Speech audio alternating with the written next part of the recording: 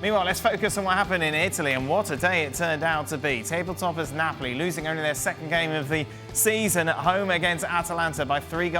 Fiorentina 1-0 victors away against Torino. Hellas Verona would beat Roma 3-2. But Inter against Venezia is where we start today's show with a 1-0 win to Inter, which puts them just 1 point adrift against Napoli. You would think Napoli the big story, and we'll get to it in a moment, Gab.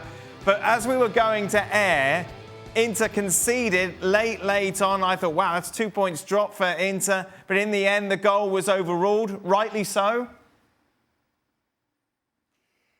I think so. I didn't see anything wrong when I first saw the goal. Was there a push off of Bissek? I didn't think so.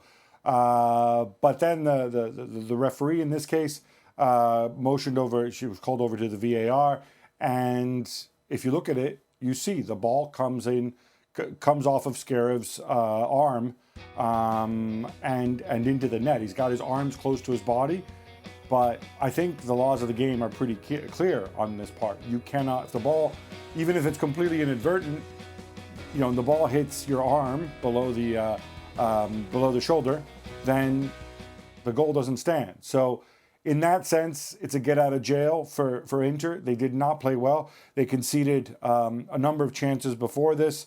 As usual, Fede Di Marco, the difference maker, setting up Lautaro for the only goal. But I'll tell you what, they're lacking intensity. They're showing their age a little bit. I saw these incredible numbers. They're pressing more, but they're pressing less intensely and less effectively. And they're going to need to figure this out. Getting Hakan Çalhanoğlu back from injury when he comes back should help.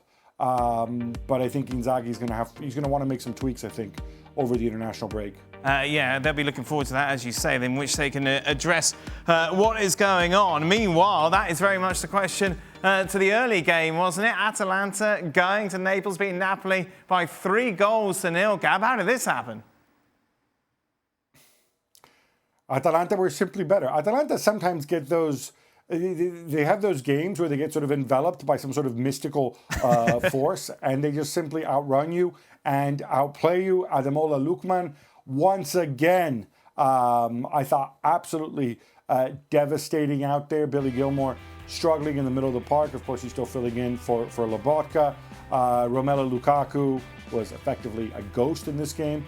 And credit to Atalanta as well, because Gasperini, he goes out there, he makes some brave choices. He's got Retegui this season, who's Serie A's top scorer, and yet he leaves him on the bench. Brought him on late when the game was effectively over. He will make these decisions. He'll try to match up opponents, and there's certain games where they just switch it on and they outrun you, they outmuscle you, they play with bravery, they play with quality.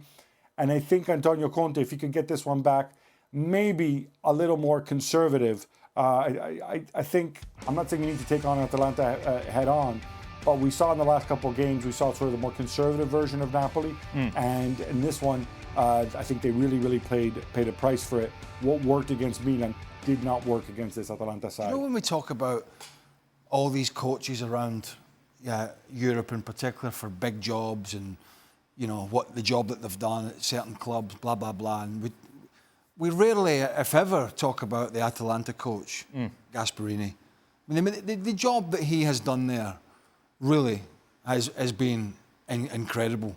And it's I don't know if I'm missing him being linked with all these weird and wonderful jobs. And no disrespect to Atalanta, but they're third in the table. I think they beat Leverkusen last year in the Europa League final. They continue to just punch way above their weight, and yet we always talk about all these other great coaches, and he never seems to sort of get much of a mention. And I think he is so underrated. It is frightening. Well, let's ask Gab why. I think there's a certain stigma attached to him. Certainly within Italy, he had his shot at a big club. He was at Inter. It didn't work out.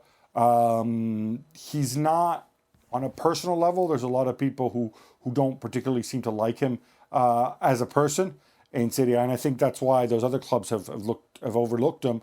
I think abroad, the issue's a little bit more complicated. He doesn't speak English. He's very comfortable where he is.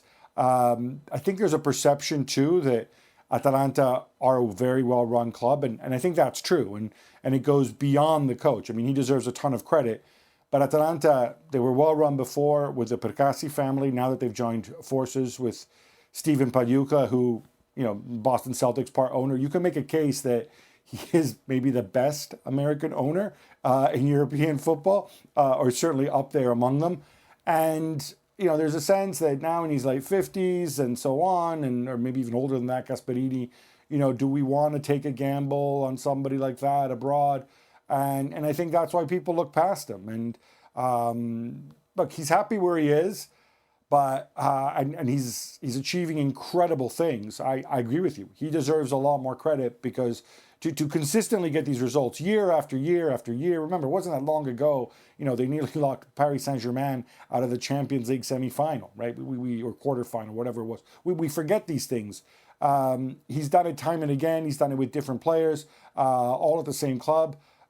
He definitely deserves a lot more credit than he gets.